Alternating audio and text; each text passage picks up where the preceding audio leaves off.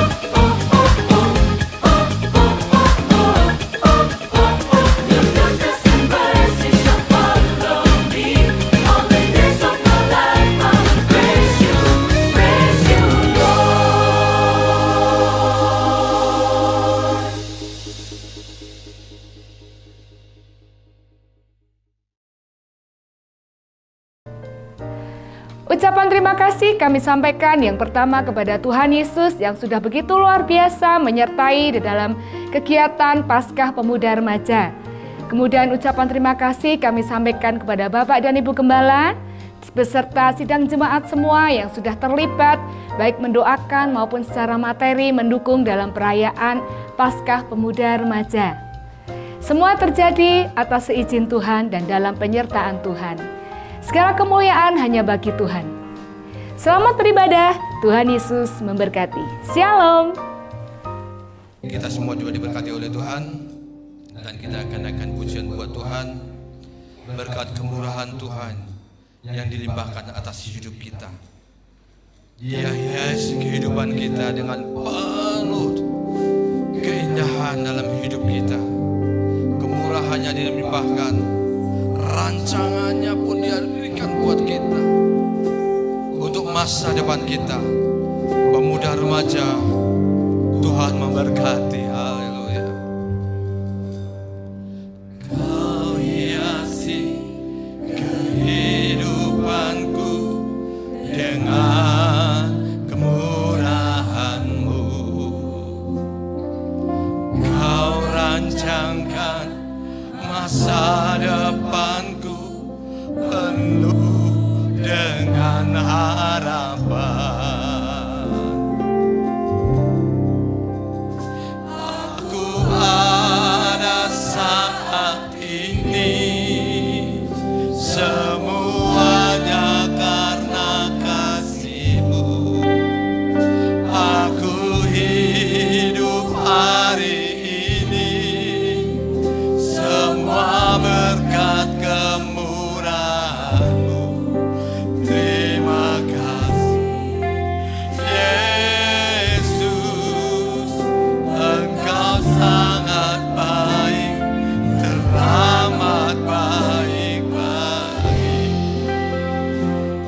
Saudaraku, saya undang untuk kita bangkit berdiri. Tanyakan dengan sungguh-sungguh. Kau hiasi kehidupanku dengan murahan-Mu. Kau rancangkan masa depanku penuh dengan harapan.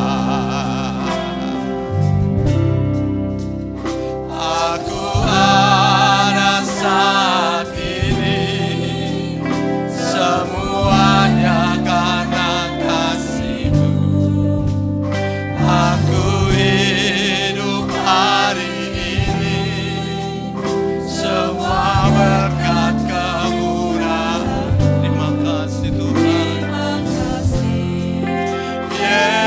Yesus, Engkau sangat baik, teramat baik bagiku pada saat ini. Semuanya karena kasih-Mu. Aku hidup hari ini, semua berkat kemurahan-Mu. Terima kasih Yesus, Engkau sangat baik, teramat baik bagi. Tuhan sangat baik buat kita, merancangkan masa depan buat kita, melindungi, memelihara kita, memberkati kita, memberikan janji keselamatan buat kita. Aku datang, Yesus, terima kasih. Aku ada saat ini, semuanya karena kasih-Mu. Aku hidup hari ini, semua berkat kemurahan-Mu. Terima kasih Yesus, Engkau sangat baik.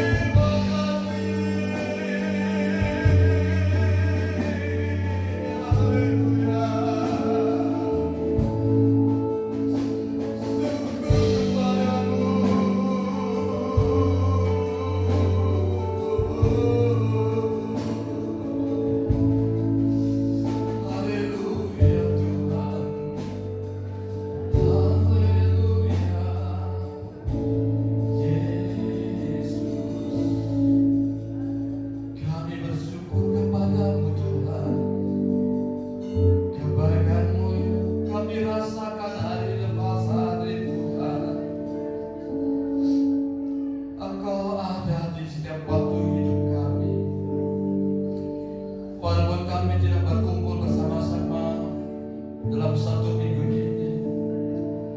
Tetapi hati kami menyatu kepadamu Tuhan.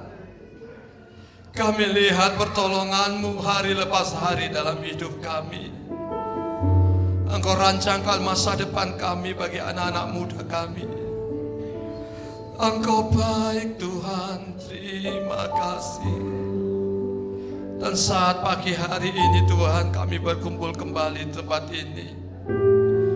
Rasa ucapan syukur kami kepadamu, Kau berikan kami kesehatan, kekuatan, hingga kami bisa berkumpul di tempat ini semua oleh karena anugerah dan kasih-Mu Tuhan atas hidup kami.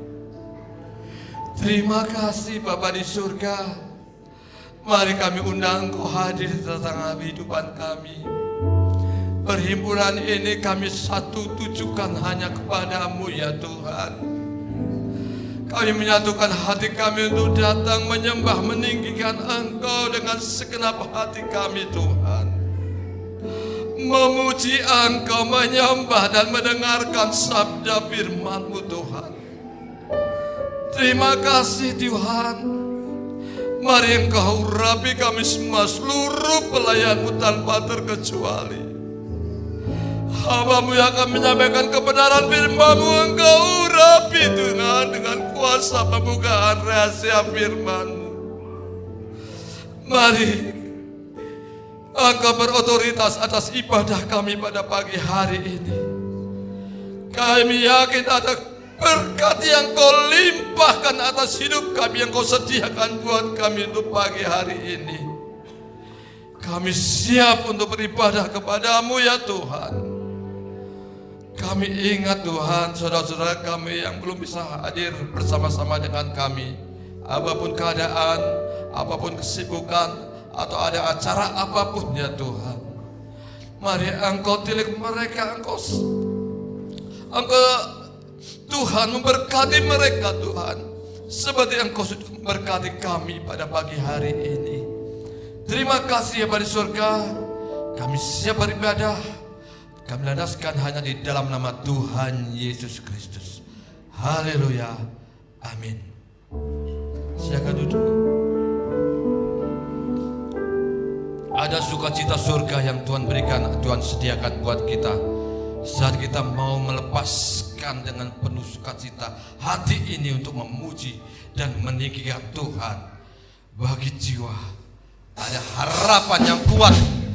Tuhan yang memberikan sukacita untuk kita, pertolongan. Haleluya.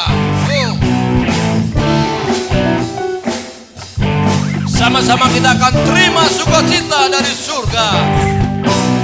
Terima sukacita surga, itulah kekuatan bagi jiwa.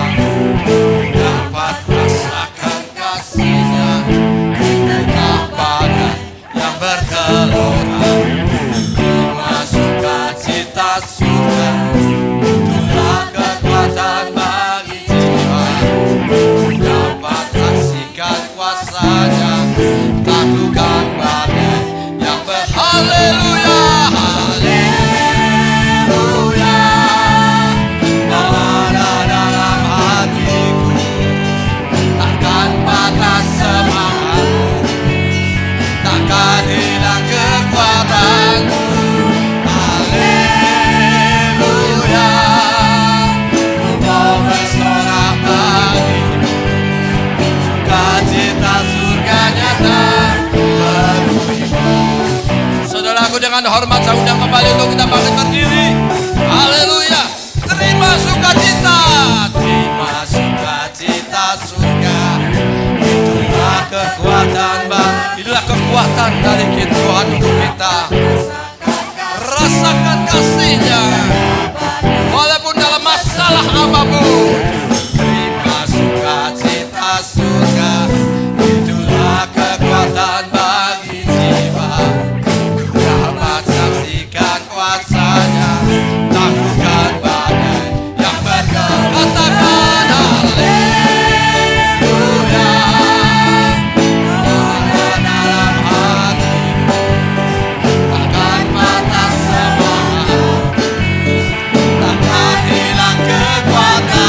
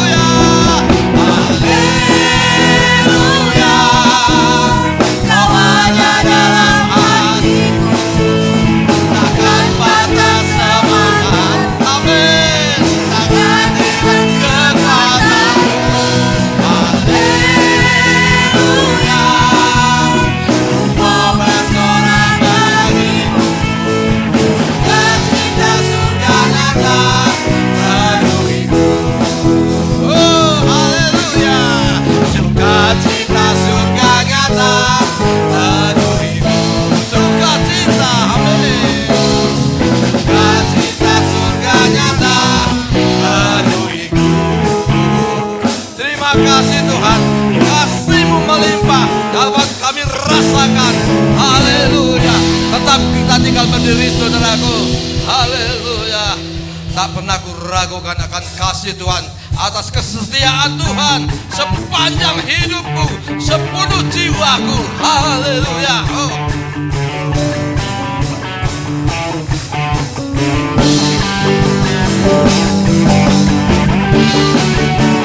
Dia selalu ada. Dia yang setia. Yesus kau Raja dalam setiap kehidupan kami.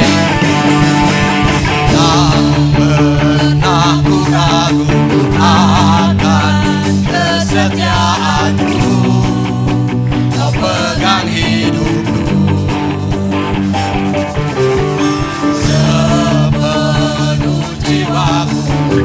Ku yakin dan percaya kau tuntun langkahku. Yesus kaulah Raja, kau Raja dalam hidupku, berkuasa berjaya selamanya. Hanya kau Tuhan, sumber kekuatan, kuasa-Mu tercurah bagiku senantiasa. Dengan-Mu Tuhan, bukan berjalan dari kemuliaan sampai kemuliaan selamanya. Haleluya. Kau bawa kami terus Tuhan. Tak pernah ku ragu akan kesetiaan-Mu. Kau pegang hidupku sepenuh jiwaku. Yakin dan percaya kau tuntun langkahku. Yesus, jangan kasih-Mu berkuasa berjaya untuk selamanya. Hanya kau sumber kekuatan, kuasa-Mu tercurah bagiku senantiasa. Dengan-Mu Tuhan, bukan berjalan dari kemuliaan sampai kemuliaan selamanya. Haleluya. Kalau kita ada di dalam Tuhan, jangan selalu menuntun hidup kita, memelihara, melindungi kita dari kemuliaan sampai kemuliaan. Tuhan janjikan buat kita. Kami memuji Engkau Tuhan dengan penuh sukacita. Engkau Yesus Raja, Kau Raja dalam hidup, berkuasa berjaya untuk selamanya. Yesuslah Kau Raja dalam hidup, berkuasa berjaya untuk selamanya. Hanya Kau Tuhan, sumber kekuatan, kuasa-Mu tercurah bagiku senantiasa. Dengan-Mu Tuhan, bukan berjalan dari kemuliaan sampai kemuliaan. Bukan berjalan, kuasa-Mu tercurah bagiku senantiasa. Dengan-Mu Tuhan, bukan berjalan dari kemuliaan sampai kemuliaan selamanya. Terima kasih Bapa di surga. Terima kasih Yesus. Berikan kemuliaan buat Tuhan Yesus kita. Dia ajaib. Silakan duduk saudaraku. Haleluya. Pagi ini ada persembahan pujian dari Komsel Kaliputih. Mari saya persilakan Komsel Kaliputih untuk mempersembahkan pujian.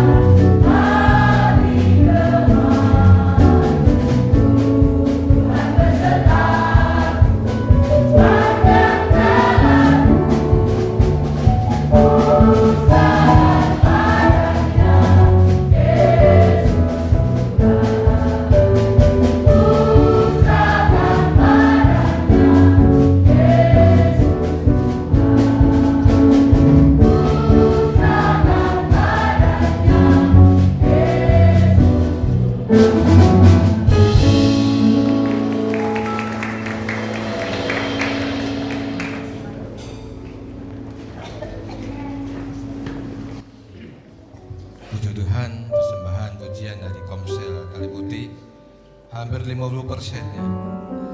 Puji Tuhan, mari kita akan memberikan persembahan buat Tuhan. Persembahan 2 kali, saudaraku. Tiada berkesudahan kasih setia Tuhan, selalu baru setiap pagi.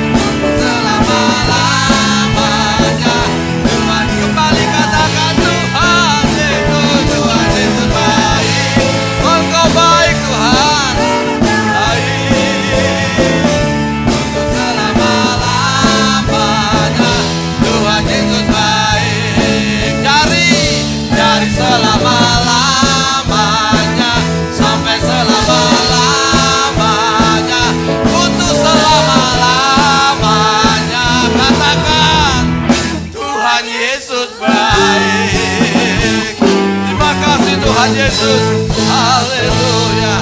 Terima kasih Tuhan, Kau baik, sangat baik buat kami. Haleluya. Semua mahkota yang ada di dunia tidak hanya sementara saja. Tidak ada yang kekal di dunia ini. Hanya kekuatan Tuhan, hanya firman Tuhan yang memberikan jaminan yang kekal buat kita. Semua mahkota dunia ku letakkan, semua pujian manusia hanya habis belaka, tak pernah satu pun yang dapat gantikan kasih Tuhan, berkat Tuhan, keselamatan, perlindungan Tuhan. Haleluya.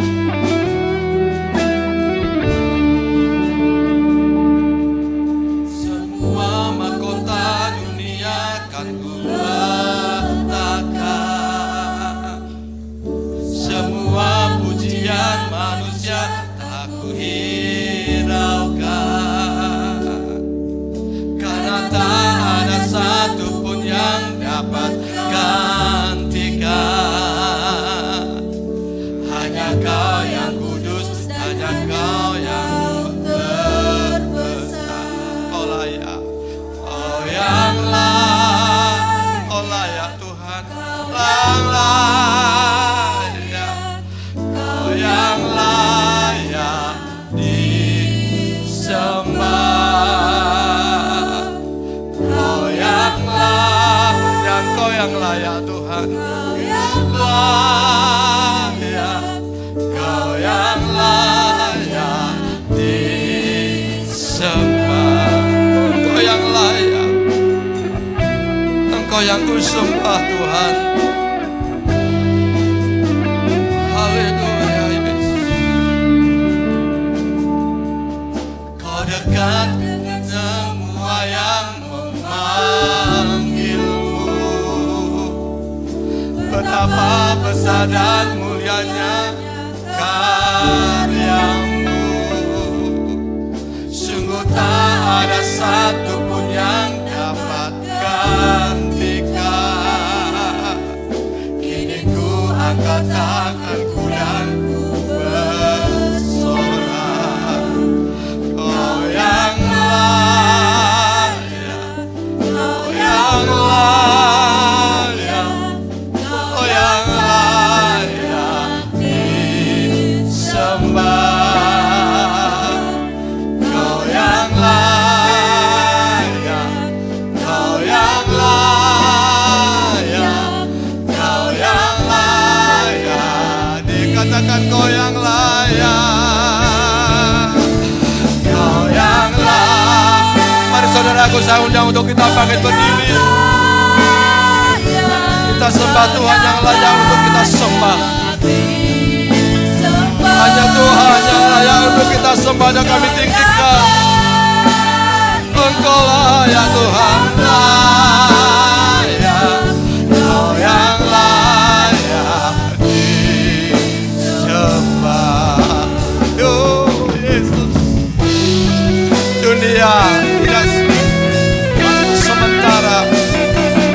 Dalam dunia ini tidak ada yang kekal. Yang kekal hanya Tuhan. Dia dekat dengan orang yang mau memanggil namanya. Yesus sangat memperhatikan kita. Mari, hanya Dia yang layak untuk kita sembah, kita tinggikan. Engkau yang layak untuk kami sembah Tuhan.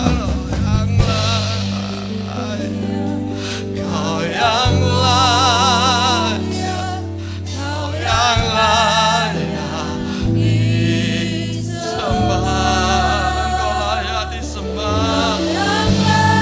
Kami bersama-sama datang ke hadirat-Mu Tuhan, menyembah meninggikan Engkau. Layak, Kau yang layak. Kami menyembah-Mu Tuhan. Kau yang layak disembah. Kau yang layak, Kau yang layak, Kau yang layak. Katakan, Kau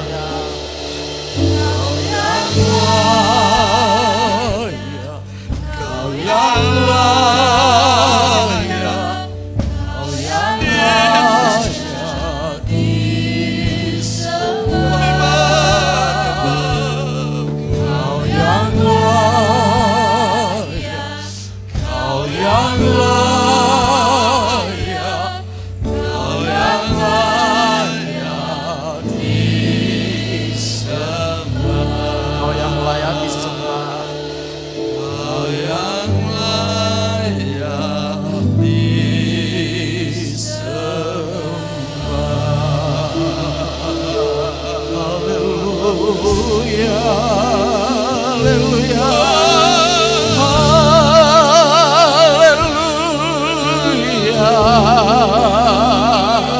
Engkau yang layak Tuhan, haleluya, haleluya.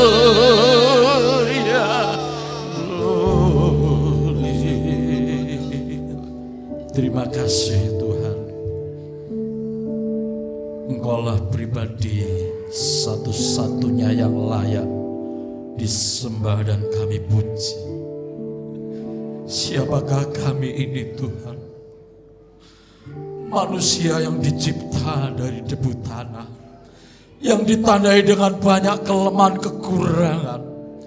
Tetapi jikalau Tuhan berkenan memanggil kami untuk menjadi umat-Mu Tuhan, maka tidak ada perkara lain yang bisa kami perbuat selain kami menundukkan diri, menyembah dan memuji Engkau Tuhan yang layak untuk menerima segala pujian dan hormat, keagungan dan kemuliaan untuk selama-lamanya. Terima kasih Tuhan. Semua puji-pujian yang sudah kami naikkan, biar ini menjadi persembahan yang layak dan berkenan di hadapan-Mu ya Tuhan. Tiba saatnya kami akan mendengarkan firman-Mu. Bukalah hati dan pikiran kami Tuhan, segenap kehidupan kami, untuk menerima setiap benih kebenaran firman-Mu, biar bertumbuh berbuah dan menyukakan bagi Engkau ya Tuhan. Pakai dan urapi kami hamba-Mu dengan urapan Roh Kudus. Terima kasih, di dalam nama Tuhan Yesus Kristus kami sambut firman-Mu dan kami berdoa. Amin. Dipersilakan duduk. Bapak Ibu saudara sekalian dikasih Tuhan, salam sejahtera bagi kita semua, shalom. Puji Tuhan kalau kita boleh dipertemukan kembali dalam suasana yang bahagia, penuh sukacita oleh karena Tuhan. Ya, selama kami berliburan ke Jakarta dan sekaligus juga ada acara keluarga di sana, Tuhan sudah menyertai dan memberkati perjalanan kami. Walaupun di tengah-tengah ramainya dan padatnya perjalanan, tetapi kami merasakan ada penuntunan dan penyertaan Tuhan.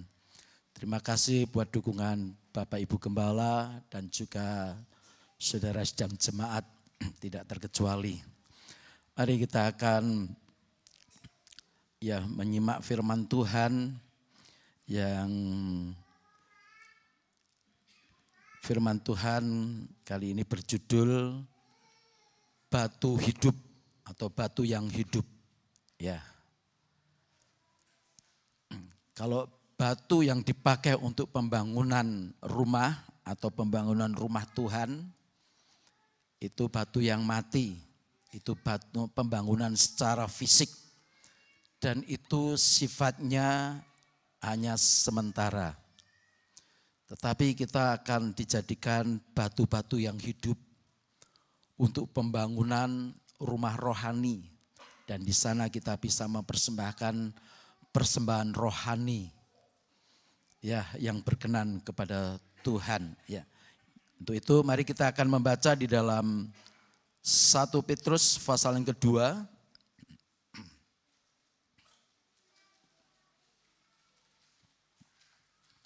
1 Petrus pasal yang kedua ayat 4 dan ayat yang ke-5. Dan datanglah kepadanya batu yang hidup itu, yang memang dibuat oleh manusia, tetapi yang dipilih dan dihormati di hadirat Allah. Dan biarlah kamu juga dipergunakan sebagai batu hidup untuk pembangunan suatu rumah rohani, bagi suatu imamat kudus, untuk mempersembahkan persembahan rohani yang karena Yesus Kristus berkenan kepada Allah. Datanglah kepadanya, yaitu kepada Tuhan Yesus, sebagai batu yang hidup itu, yang memang dibuang oleh manusia. Jadi pernah bagaikan Tuhan itu seperti batu. Ya, seorang tukang bangunan memilih batu yang akan dipakai, yang akan dipasang untuk pembangunan rumah. Tuhan Yesus bagaikan batu yang pernah dibuang oleh manusia, ditolak oleh manusia.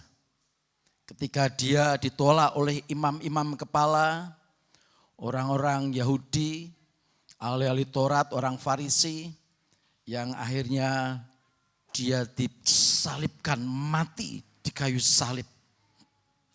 Betul-betul ditolak, dibuang. Tetapi yang dipilih dan dihormat di hadirat Allah. Walaupun manusia membuang atau menolak, bahkan menyalibkan, tetapi dia sebagai pribadi bagaikan batu yang hidup itu dipilih dan dihormat di hadirat Allah. Ya. Saya dan saudara pun demikian. Kalau kita mau menjadi batu, batu yang hidup, juga bisa ditolak oleh manusia.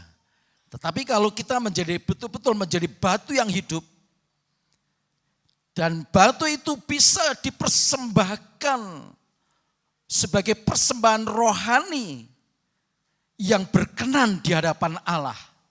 Walaupun manusia melecehkan, manusia menolak. Tetapi kalau kita menjadi batu yang hidup, kita akan dihormat, dipilih dan dihormati di hadapan Tuhan. Ya, kalau Yesus sebagai batu yang hidup, maka ayat 5 coba tayangkan. Dan biarlah kamu juga dipergunakan sebagai batu hidup untuk pembangunan suatu rumah rohani. Bagi suatu imamat kudus untuk mempersembahkan persembahan rohani yang karena Yesus Kristus berkenan kepada Allah. Kalau Yesus menjadi batu hidup, batu penjuru, untuk menjadi pondasi, untuk menjadi sumber kekuatan bagi saya dan saudara, kita pun menjadi batu-batu kecil, tapi dikatakan batu hidup. Tujuannya apa? Untuk pembangunan rumah rohani. Karena pembangunan rumah jasmani ini hanya sementara. Walaupun bait suci itu dibikin luar biasa bagusnya, luar biasa megahnya, dengan biaya yang tidak sedikit. Tapi itu masih bersifat fana, itu sementara. Coba kita lihat dulu Lukas 21.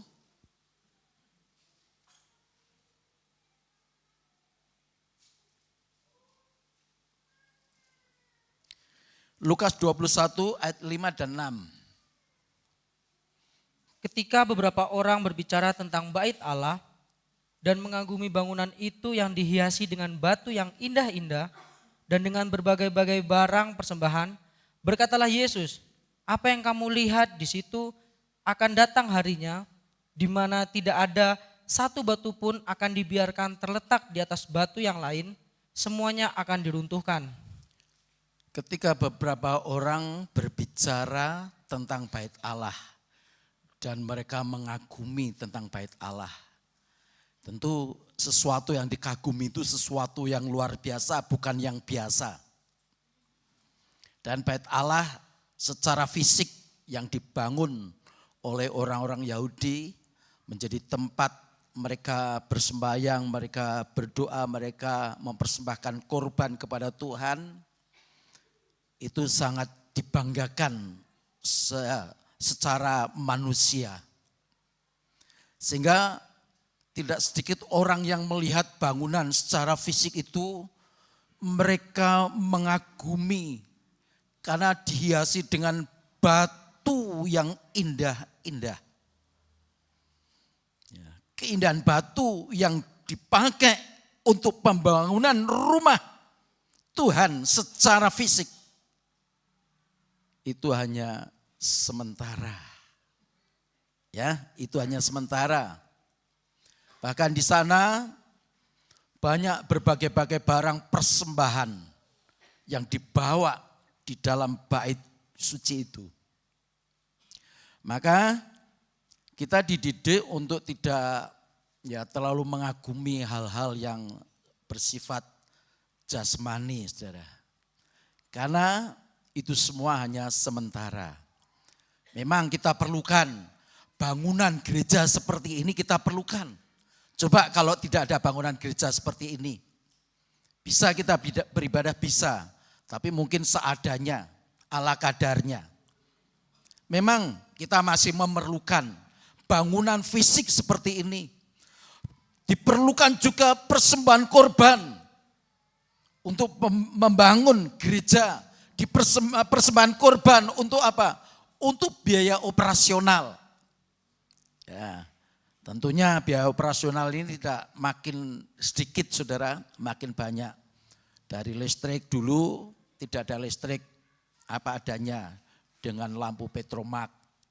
Tapi setelah ada genset, ya perlu tambah biaya lagi. Sekarang PLN sudah masuk di desa ini, ditambah lagi dengan peralatan alat musik yang cukup lengkap, ditambah lagi untuk ruangan suasana udara di dalam ini cukup sejuk, diperlukan juga ya AC yang terpasang di sekeliling kita. Sehingga kita merasakan nyaman. Jadi rumah Tuhan memang perlu dibangun secara fisik dan di situ juga perlu persembahan. Tetapi kita tidak boleh berhenti sampai di situ, saudara. Karena Tuhan Yesus katakan, ayat 6, coba tayangkan. Apa yang kamu lihat di situ akan datang harinya di mana tidak ada satu batu pun akan dibiarkan terletak di atas batu yang lain, semuanya akan diruntuhkan. Ya. Ini Tuhan Yesus sendiri sebagai kepala gereja yang berbicara. Apa yang dikagumi oleh manusia? Apa yang dikagumi oleh jemaat? Mungkin jemaat cukup kagum dengan bangunan gereja, kagum dengan persembahan-persembahan yang ada. Tetapi kita tidak boleh berhenti sampai di situ.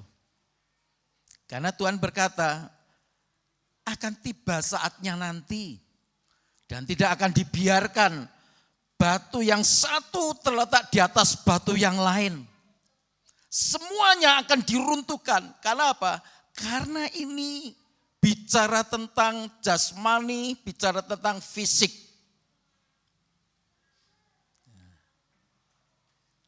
Lantas apa yang harus kita perbuat? Yang harus kita perbuat, kita harus menjadi batu-batu yang hidup. Tujuan Tuhan sebagai pondasi, sebagai batu yang hidup. Tuhan Yesus juga sebagai batu yang hidup. Dan di atas batu yang hidup itu terletak batu-batu rohani. Batu yang hidup, saya dan saudara, jemaat. Yang dibangun menjadi pembangunan rumah rohani. Dan persembahan itu juga nanti persembahan yang rohani. Yang berkenan di hadapan Tuhan. Itulah sebabnya arah daripada ajaran firman Tuhan yang kita anut selalu mengarah kepada pembangunan gereja yang sempurna. Ya, kalau ini bentuk gereja secara fisik masih ditandai dengan banyak kekurangan, cacat celah. Begitupun juga kita sebagai bangunan rohani masih banyak cacat celah. Tetapi kalau kita mau menjadi batu yang hidup, maka di situ kita nanti akan dibangun menjadi bangunan gereja yang rohani. Dan ini sifatnya kekal. Arah tujuan Tuhan mendidik saya dan saudara kepada kekekalan. dunia semakin maju. Saya sudah lama tidak ke Jakarta. Ya, saya ke Jakarta dengan keluarga dari hotel yang biasa. Ya, saya pindah ke hotel yang naik tingkatnya. Dan yang terakhir saya hotel yang cukup berkelas, ya, di dekat di Bundaran HI.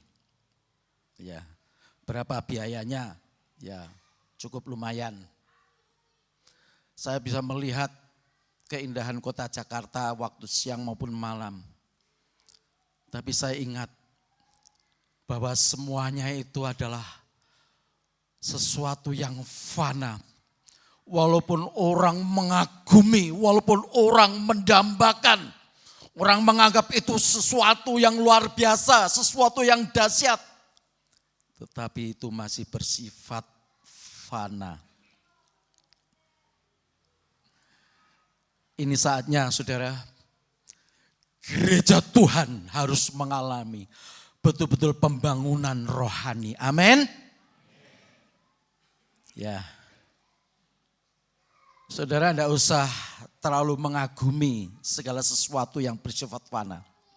Walaupun itu sangat kita perlukan. Selagi kita masih hidup di dalam dunia ini.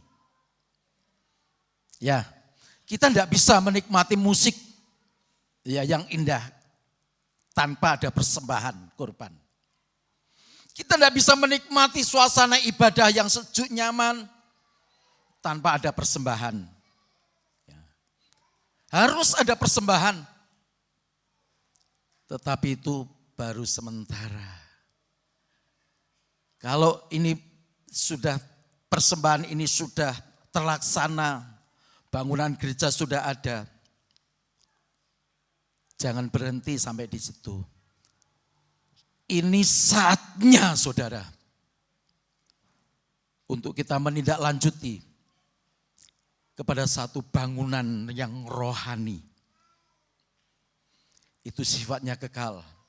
Karena Tuhan Yesus sudah berpesan yang kita baca ulang tadi ayat 6. Ada tiba saatnya nanti, tiba harinya. Tidak satu pun batu itu terletak di atas batu yang lain. Semua nanti akan musnah. Semua nanti akan diruntuhkan. Ya. Nah, siapakah batu hidup itu saudara? Yang pertama adalah Tuhan Yesus yang kita baca tadi dari ayat pembukaan. Dan yang kedua, siapakah batu hidup ini? Itulah orang-orang yang bertobat. Ya, orang-orang yang bertobat. Ya, mari Matius 3.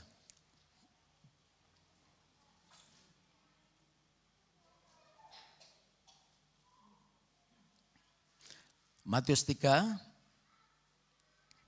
ayat 5 sampai 9. Maka datanglah kepadanya penduduk dari Yerusalem, dari seluruh Yudea dan dari seluruh daerah sekitar Yordan. Lalu sambil mengaku dosanya mereka dibaptis oleh Yohanes di sungai Yordan. Tetapi waktu ia melihat banyak orang Farisi dan orang Saduki datang untuk dibaptis, berkatalah ia kepada mereka, "Hai kamu keturunan ular beludak, siapakah yang mengatakan kepada kamu bahwa kamu dapat melarikan diri dari murka yang akan datang? Jadi hasilkanlah buah yang sesuai dengan pertobatan.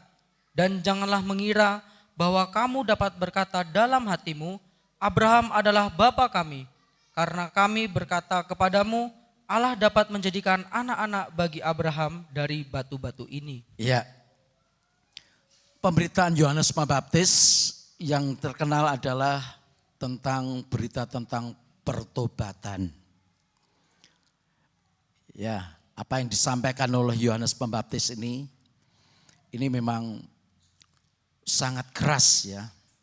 Sangat keras karena Yohanes Pembaptis ini betul-betul mendidik, mengajarkan untuk hidup itu hidup yang benar-benar bertobat. Ya. Dan mendapatkan respon dari penduduk ya dikatakan dari penduduk Yerusalem, seluruh Yudea dan dari seluruh daerah sungai Yordan sekitar Sungai Yordan. Banyak orang yang dibaptis pada waktu itu. Nah, baptisan yang benar itu yaitu melalui pengakuan dosa. Ya, coba ayat 6, tayangkan. Lalu sambil mengaku dosanya, mereka dibaptis oleh Yohanes di Sungai Yordan. Apa sih arti baptisan? Baptisan itu bukannya sekedar simbol sebagai orang Kristen, diakui sebagai orang Kristen. Kalau kita seringkali mendengar orang yang bertobat, ya istilahnya itu kalau dari agama lain masuk ke Kristen itu murtadin namanya. Ya murtadin, ya. Dianggap murtad, ya murtadin. Biasanya identik orang yang pindah agama ke agama kita ini, mereka mengaku sudah dibaptis, Jadi mereka sah menjadi orang Kristen. Ya, menjadi orang Kristen. Itu secara simbolik boleh. Tetapi baptisan yang benar ini bukan hanya sekedar tanda atau sebagai label. Kalau kita ini sudah menjadi orang Kristen. Pengakuan dosa itu sangat penting, saudara. Apa sih artinya kita ini dikatakan bertobat, tetapi tidak melalui pengakuan dosa? Sedangkan firman Tuhan sendiri berkata, jikalau engkau mengakui dosa, maka Allah itu setia dan adil. Maka dia akan menyucikan dan akan membersihkan, menyucikan kita dari segala dosa. Jadi pengakuan dosa itu mutlak menjadi satu landasan yang penting sekali untuk kita masuk dalam baptisan. Artinya bertobat. Ya. Dan mereka semua penduduk yang merespon pemberitaan Yohanes Pembaptis ini, mereka mau mengakui dosa. Tetapi waktu ia melihat orang Farisi dan orang Saduki datang untuk dibaptis, ditolak. Ya, ditolak. Ditolak oleh Yohanes. Dia berkata, "Hai kamu keturunan ular beludak." Wah, sakit tidak saudara kalau dikatakan kayak ular beludak? Wah, tentu tersinggung ya saudara. Tapi itulah pemberitaan Yohanes Pembaptis.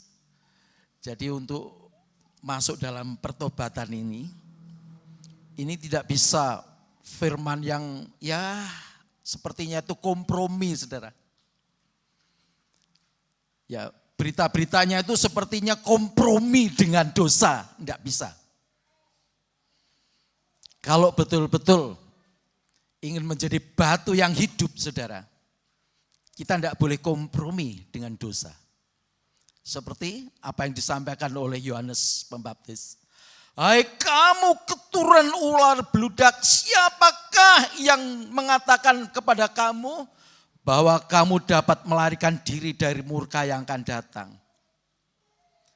Orang yang tidak mau mengakui dosa, saudara, walaupun mungkin secara simbolis dia dibaptis, tapi tidak melalui pertobatan.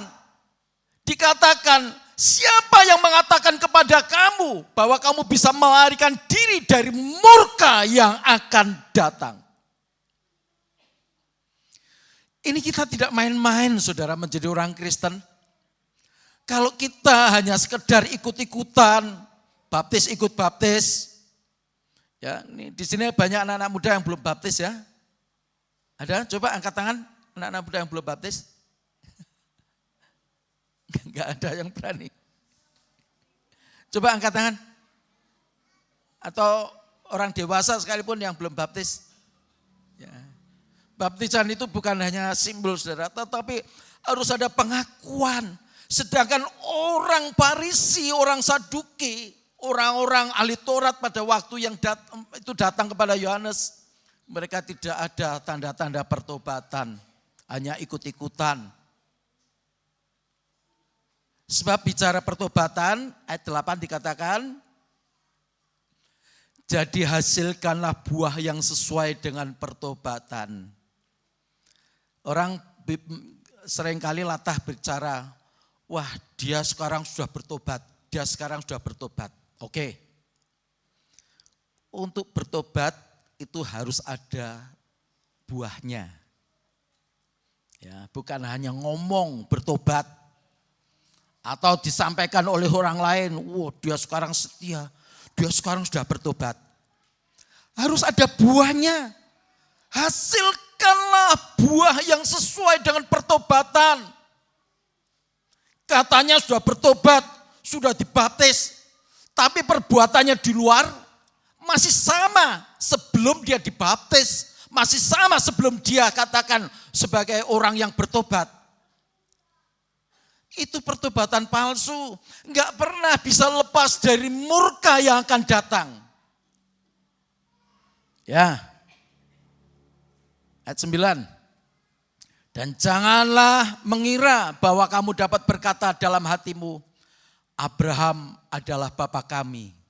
Karena aku berkata kepadamu, Allah dapat menjadikan anak-anak bagi Abraham dari batu-batu ini. Orang-orang Farisi Saduki dia bangga sebagai keturunan Abraham. Bangga, nenek moyang saya mungkin ya saudara mengatakan nenek moyang saya, hamba Tuhan, orang percaya, orang Kristen. Saya keturunan orang Kristen. Tidak usah bangga. Seperti orang-orang Farisi itu bangga sebagai keturunan Abraham. Karena Abraham dikatakan sebagai bapa segala orang percaya. Ya. Tapi Yohanes Pembaptis dia berkata, Allah dapat menjadikan anak-anak bagi Abraham dari batu-batu ini. Dia menunjuk di Sungai Yordan itu, di tepi Sungai Yordan. Kamu jangan mengira kalau kamu sebagai keturunan Abraham kamu bangga. Allah bisa menjadikan batu-batu ini menjadi anak-anak bagi Abraham. Batu itu berbicara tentang apa? Sesuatu benda yang keras. Seperti hati manusia juga keras. Tapi kalau sekeras apapun, kalau dia rela bertobat, rela mengakui dosa, bisa menjadi hati yang lunak, lembut, bertobat, dan menjadi anak-anak bagi Abraham. Secara garis keturunan, kita ini bukan langsung keturunan Abraham, saudara. Kecuali orang Yahudi, ya orang Yahudi itu memang dari silsilah itu langsung dari keturunan Abraham.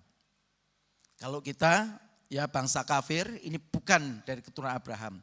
Tetapi kita sebagai batu-batu yang hidup, kita bisa dijadikan sebagai anak-anak bagi Abraham. Amin. Ya, kalau kita tidak mengeraskan hati, saudara.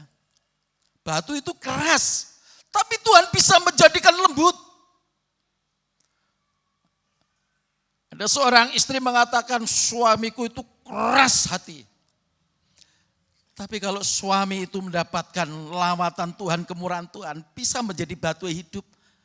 Lembut, bisa dikategorikan sebagai keturunan Abraham. Ya. Masih ingat Zakius, ya, seorang kepala pemungut pajak, pemungut cukai. Orang berdosa, orang yang dibenci oleh orang Yahudi pada waktu itu. Tetapi dia penasaran, ingin berjumpa dengan Yesus. Dia manjat pohon, ketika Yesus lewat di bawahnya berhenti, Zakius segala turun. Sebab hari ini aku harus menumpang di rumahmu. Dia turun dari pohon ara. Dia sambut Yesus dengan sukacita. Dilembutkan hatinya yang keras. Dia berkata, Tuhan, setengah dari kekayaanku akan kujual. Kubagikan kepada orang-orang miskin. Dan setengahnya akan kukembalikan orang-orang yang pernah kuperas, orang-orang yang pernah kurugikan. Apa kata Tuhan Yesus?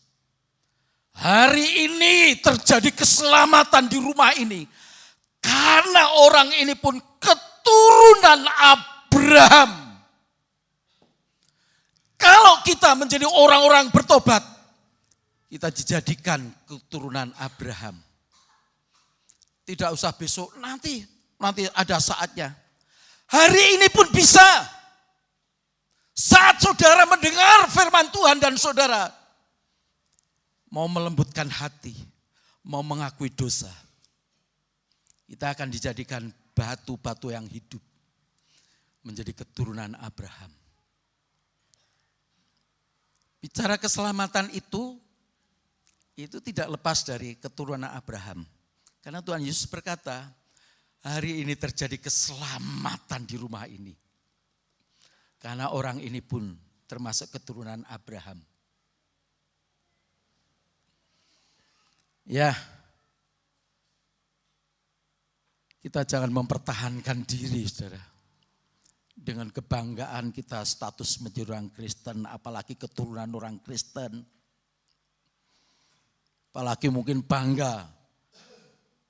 Ya, opa saya, bapak saya sebagai hamba Tuhan. Tunjukkan buah-buah pertobatan. Kalau tidak, Tuhan bisa pilih yang lain. Mereka-mereka yang mau melembutkan hati, melunakkan hati. Karena Yohanes Pembaptis berkata, Allah bisa menjadikan batu-batu yang keras ini menjadi anak-anak bagi Abraham. Setiap keluarga rumah tangga kita menjadi keturunan Abraham. Kalau di situ ada pertobatan. Yang bertobat Zakius, kepala keluarga, saudara.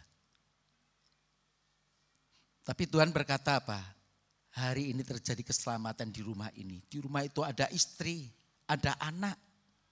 Mungkin ada menantu, mungkin ada cucu dan seterusnya. Tapi Tuhan katakan hari ini terjadi keselamatan di rumah ini. Karena bicara keselamatan itu keluarga, saudara, keluarga. Dan ini dimulai dari apa? Kepala keluarga. Suami-suami, kepala keluarga, jangan engkau mengeraskan hati. Amin, suami. Ya, istri tidak usah ikut amin. Karena kepala keluarga itu menentukan. Maka menjadi suami itu betul-betul harus rohani. Ya, harus rohani. Kalau suami aja tidak rohani, bagaimana mau membawa keluarganya? Ya, itu batu yang hidup. Ya, masih ada lagi ya. Selanjutnya batu yang hidup. Lukas 19.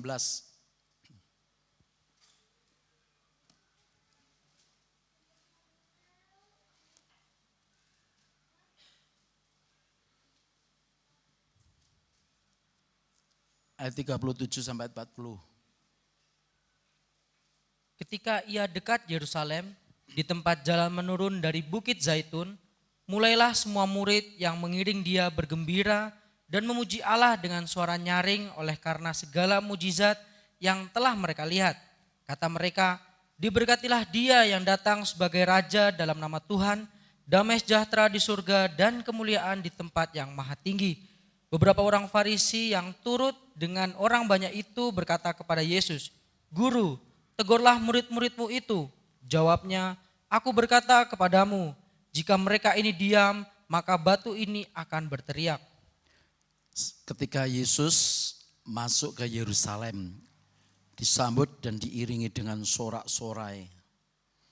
Mereka mempersiapkan segalanya. Ada daun-daun ya yang digelar di jalan-jalan, di mana Yesus naik keledai masuk ke Yerusalem. Ketika ia dekat Yerusalem di tempat jalan menurun dari Bukit Zaitun, mulailah semua murid yang mengiringi dia bergembira dan memuji Allah dengan suara nyaring oleh karena segala mujizat yang telah mereka lihat. Ada pujian, ada penyembahan karena mereka melihat, bahkan mereka tentu mengalami mujizat. Jadi setiap kita yang mengalami mujizat atau mendengarkan kedahsyatan Tuhan, maka di situ pasti akan ada pujian. Tidak bisa ditahan, mulut ini pasti akan menyembah, memuji Tuhan. Coba kalau saudara seorang pemain bola, ketika saudara yang menendang bola dan menggolkan bola itu, apa saudara diam, merenung, menyesal? Enggak. Pasti mulut ini mengatakan, wah, luapan sukacita karena keberhasilan. Begitupun juga saudara mungkin menghadapi masalah-masalah yang tidak bisa saudara atasi. Dan saudara mendapatkan mujizat pertolongan Tuhan. Ya, mendapatkan lawatan Tuhan yang luar biasa. Tidak bisa tidak, mulut ini pasti akan memuji, memuliakan Tuhan, menyembah Tuhan. Ya, begitupun juga mereka dengan suara nyaring mereka memuji Tuhan. Mereka berkata, diberkatilah dia yang datang sebagai raja dalam nama Tuhan. Damai sejahtera di surga dan kemuliaan di tempat yang maha tinggi. Nah, ketika itu, karena suara yang bergemuruh itu, orang-orang Farisi yang turut juga bersama-sama dengan mereka menegur. Guru, minta kepada Yesus, tegurlah murid-muridmu itu, berisik. Tapi apa? Jawab Tuhan, aku berkata kepadamu, jika mereka ini diam, maka batu ini akan berteriak. Jadi batu yang hidup itu siapa? Orang yang bisa memuji Tuhan. Mempermuliakan Tuhan. Ya. Jadi bukan sekedar memuji, tapi betul-betul hidupnya itu bisa mempermuliakan Tuhan. Memang prakteknya di gereja kita memuji Tuhan. Tapi menjadi pemuji dan penyembah yang benar, ini bukan hanya di gereja saudara. Dimanapun kita berada, kita bisa mempermuliakan Tuhan. Lewat apa? Lewat perbuatan kita. Lewat perilaku kita. Ya, lewat ucapan syukur yang selalu kita panjatkan di hadapan Tuhan. Entah itu di tengah perjalanan, entah itu di tengah-tengah kesibukan, dalam keramaian, ya sebagai seorang pedagang sekalipun seperti saya. Di situ kita bisa mempermuliakan Tuhan. Itu batu yang hidup saudara. Sebab Tuhan berkata, kalau mereka itu diam, maka batu-batu ini akan berteriak. Siapa batu yang berteriak itu? Orang yang lembut hatinya, orang yang mengalami lawatan Tuhan, jamahan Tuhan. Walaupun dia tadinya orang yang keras hati, tapi saat dia mendapatkan lawatan Tuhan, mendapatkan jamahan Tuhan, dia bisa memuji. Dia bisa menyaksikan tentang keagungan, kebesaran Tuhan. Ya. Tadi malam Mbak Esti di tempat saya ya rekaman itu pengumuman. Ya sedikit cerita tentang Komsel. Ya mereka bisa bersaksi juga, mungkin bersaksi di gereja ini minder, malu atau apa saya nggak ngerti. Ya, tapi di Komsel itu mereka bisa bersaksi dalam hidupnya, yang ini, yang itu, yang sudah mengalami Tuhan. Oh bagus sekali. Bagus sekali, saya senang sekali mendengarkan itu saudara. Ya mereka mungkin di tempat ini mungkin ya sungkan atau takut atau minder atau apa, enggak tahu. Tapi dalam kebersamaan Komsel yang kecil itu mereka bisa bersaksi. Oh puji Tuhan. Setiap orang yang mengalami Tuhan, yang mengalami jamahan Tuhan, mengalami mujizat Tuhan, tidak bisa tidak pasti akan berteriak. Ada kemuliaan bagi Tuhan, ada pujian bagi Tuhan. Amin. Oh, haleluya, haleluya. Jadilah batu-batu yang hidup yang selalu bisa memuji, menyembah Tuhan. Bahkan dalam segala keadaan pun kita bisa memuji, menyembah Tuhan. Saya setiap bangun malam, jam berapapun saya dibangunkan Tuhan. Saya sempatkan untuk datang kepada Tuhan secara pribadi. Di samping saya juga ada doa keluarga. Ya. Setiap saya dibangunkan, saya datang menyembah Tuhan, menyembah Tuhan. Ya, ini terinspirasi tentunya oleh Bapak Gembala. Juga sudah terinspirasi juga Bagindu ya, yang sering cerita dengan saya. Apalagi saya sebagai pelayan Tuhan yang sudah banyak dipercaya untuk melayani. Kalau saya tidak bisa menjadi seorang penyembah Tuhan, itu berarti saya keras hati. Tidak mau menjadi batu-batu yang hidup. Tidak bisa dibangun menjadi pembangunan rumah rohani, saudara.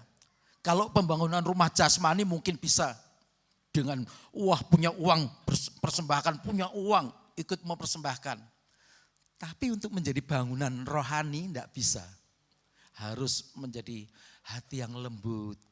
Hati yang suka memuji, memuliakan Tuhan. Oh, haleluya ya. Kalau kita menjadi batu yang hidup, saudara. Menjadi tempat kediaman Tuhan. Menjadi tempat rumah Tuhan. Dan di situ Tuhan hadir. Seperti yang terjadi pada waktu zaman Elia. Dia berhadapan dengan 400 Nabi Baal. Dia sendiri, saudara. Seorang diri. Israel pada waktu itu, pada zaman Elia ini, betul-betul mereka menjadi orang-orang yang keras hati. Mereka mengikuti Baal. Apalagi rajanya, Raja Ahab dan istrinya Isabel, saudara. Mereka orang yang jahat, mereka orang yang mencondongkan hati orang Israel itu untuk menyembah berhala, menyembah Baal. Tetapi Elia, dia mau berhadapan dengan 400 Nabi Baal. Kenapa dia berani? Karena dia memang betul-betul diutus Tuhan untuk mengubahkan orang Israel. Ya, mari kita baca ya. 1 Raja-Raja 18.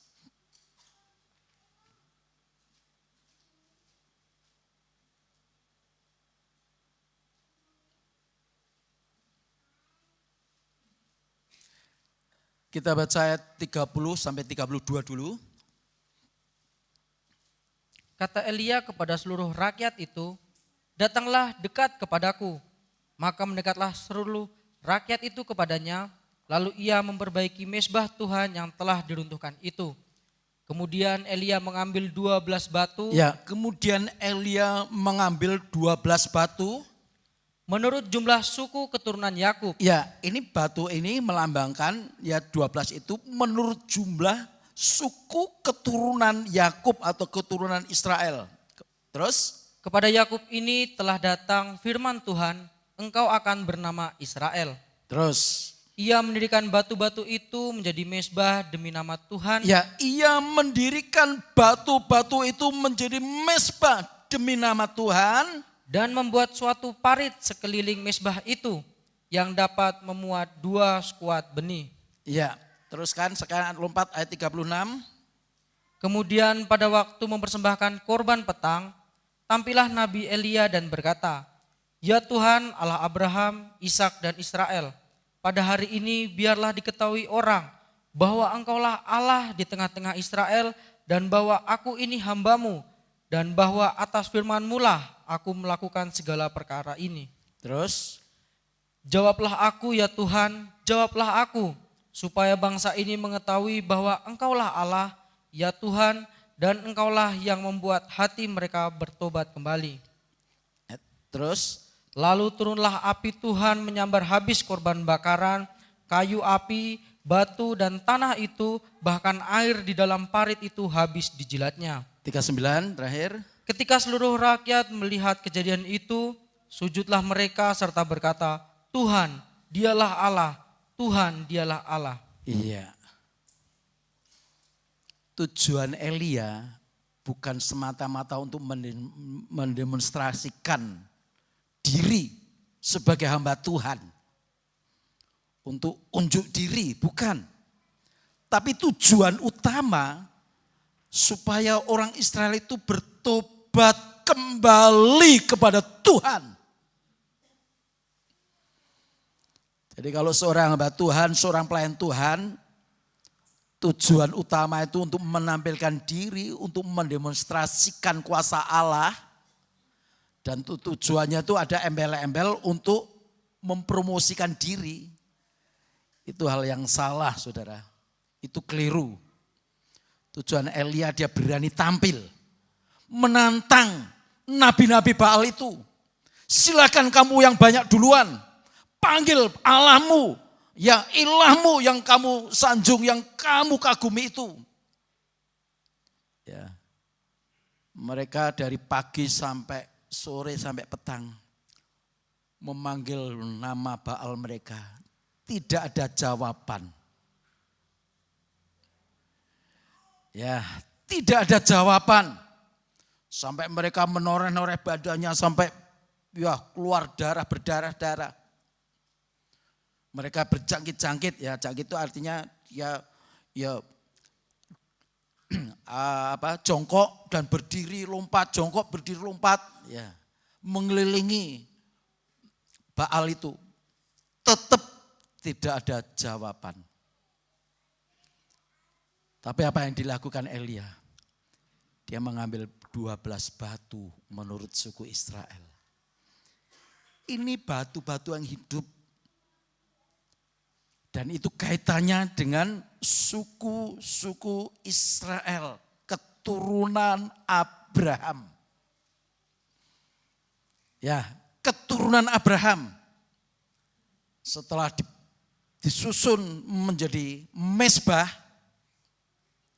kalau kita mau menjadi batu yang hidup, kita harus mau disusun menjadi mezbah. Ya, jangan kita ya menjadi pemberontak, saudara. Enggak mau disusun, enggak mau ditata untuk menjadi mezbah. Mezbah itu bukan hanya terdiri dari satu batu, saudara. Tapi dari 12 batu. Setelah disusun, di situ ditaruh kayu, ditaruhlah persembahan korban binatang. Elia berseru, Allah Abraham, Allah Ishak, dan Allah Israel atau Yakub. Ini yang kita kenal sekarang ini, siapa pribadi? Tuhan Yesus Kristus. Ya, jawablah aku. Supaya mereka tahu bahwa hanya satu-satunya Tuhan, bukan Baal. Bahwa hanya Engkaulah satu-satunya Allah yang sanggup menjawab doa. Maka datanglah api dari langit menyambar itu persembahan. Sampai parit itu pun yang dipenuhi dengan air, semua dijilat dengan api. Apa yang terjadi, saudara? Seluruh rakyat yang melihat kejadian itu sujud, mereka berkata, Tuhan dialah Allah. Tuhan dialah Allah. Mereka tidak lagi mengakui Baal, tapi mereka tobat kembali. Kalau saya dan saudara menjadi batu yang hidup. Saat saya menyampaikan firman Tuhan, saat saudara duduk mendengarkan, tidak mengeraskan hati. Dan kita tujuannya untuk apa? Untuk bertobat kembali kepada Tuhan. ada hadirat Tuhan. Ada lawatan Tuhan saat ini, saudara. Ada jamahan Tuhan yang akan menolong saya dan saudara. Mungkin saudara menghadapi persoalan seperti bagaikan sebelum kita ini benar-benar mengakui bahwa hanya Tuhan sebagai Allah kita. Mereka berseru kepada Baal, tidak ada jawaban. Mungkin berhari-hari, mungkin sekian lama kita tidak pernah mendapatkan jawaban. Ini saatnya saat kita mau menjadi batu-batu yang hidup dan disusun menjadi mezbah. Dan di situ ada lawatan Tuhan, ada jamahan Tuhan. Di situ ada jawaban Tuhan, di situ ada pertolongan Tuhan. Ini tergantung respon saya dan saudara. Saya sebagai seorang pemberita firman Tuhan tidak pernah memaksakan. Tetapi saat saudara mau menjadi batu yang hidup, saya mau disusun menjadi mezbah. Di situ ada lawatan Tuhan, di situ ada jamaah, di situ ada api yang turun dari Tuhan. Untuk menjamah, menolong saya dan saudara. Kalau kita bersedia saudara, ini saatnya kita akan melihat kuasa Tuhan dinyatakan dalam kehidupan saya dan saudara secara pribadi, dalam kehidupan keluarga rumah tangga kita. Bukan sebatas kita hanya menerima mujizat, tapi sampai keselamatan itu pun menjadi jaminan bagi saya dan saudara. Mari saya panggil pemain musik. Ya.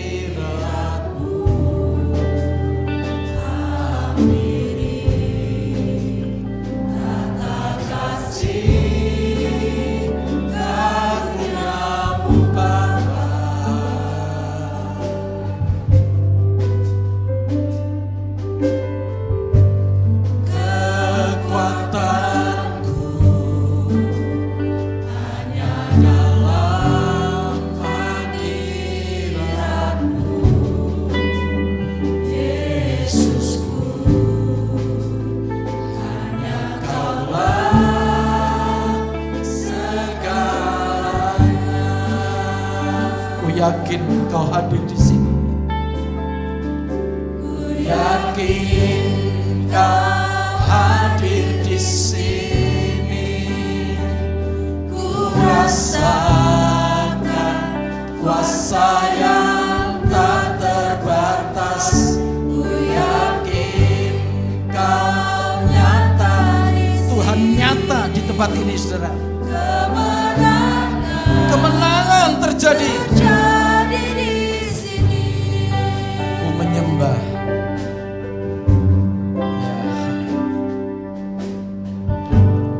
Ku menyembah dalam kudus hadirat-Mu. Akhiri tata kasih karunia-Mu Bapa.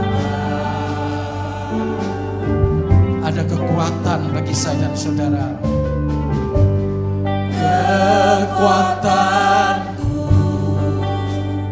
hanya dalam Hadirat. Ada kekuatan yang seperti dimiliki oleh Elia.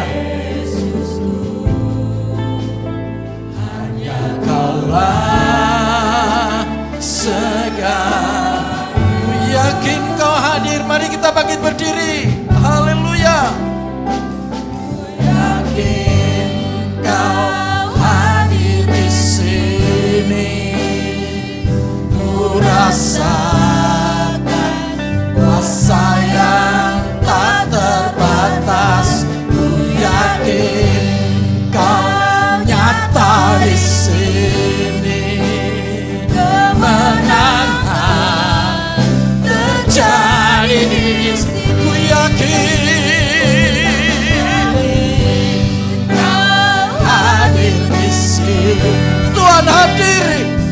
tempat mesbah yang didirikan oleh Elia. Tuhan juga hadir di sini, di setiap hati yang lembut. Oh, haleluya. Kemenangan terjadi di sini. Ku yakin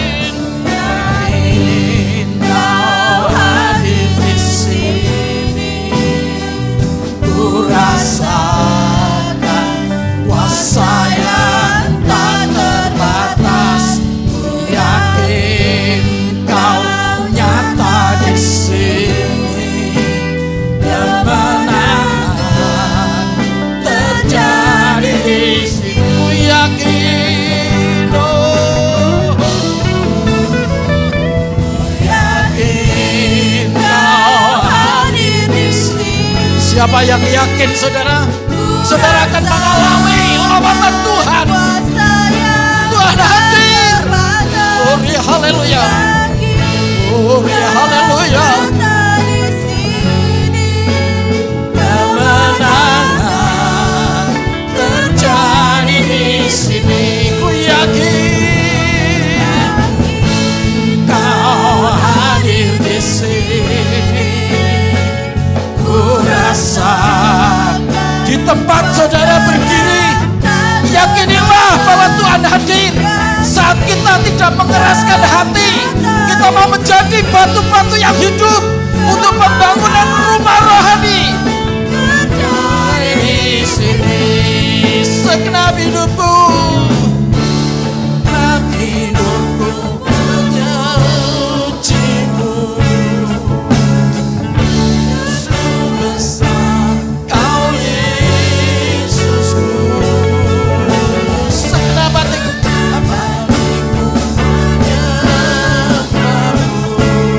besar Kau besar, Kau besar, Kau besar. Ku yakin, yakin Kau hadir di sini. Ku rasakan kuasa yang tak, kuasa Tuhan tidak terbatas. Haleluya, haleluya. Tuhan nyata di sini, saudara. Di tengah-tengah perhimpunan orang-orang yang bertobat. Oh, ku yakin Kau hadir di sini. Ku rasakan kuasa yang tak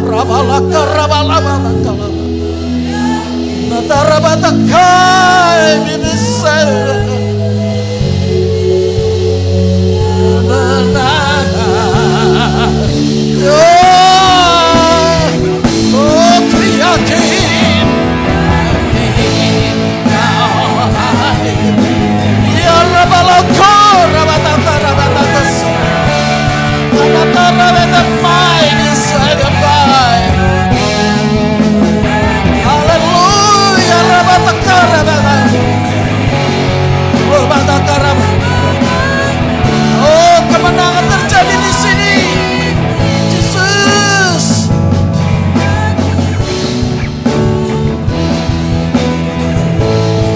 Oh, kemenangan terjadi di sini. Terjadi di sini. Oh, haleluya, haleluya, haleluya.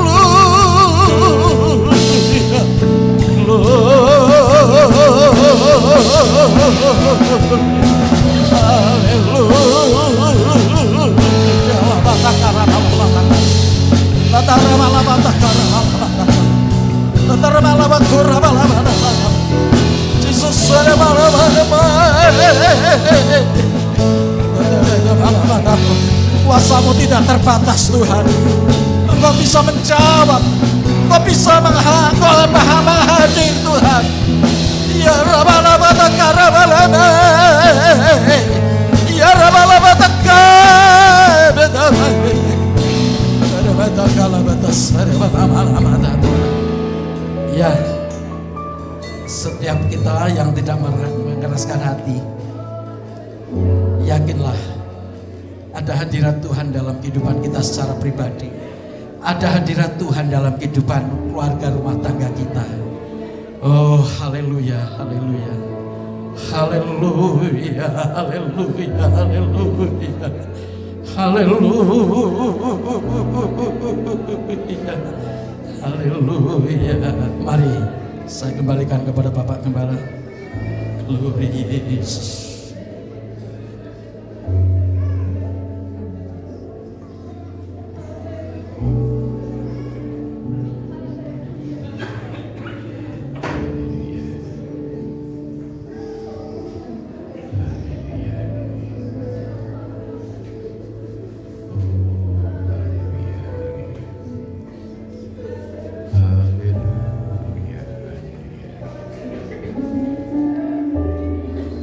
Tuhan, firman-Mu jelas.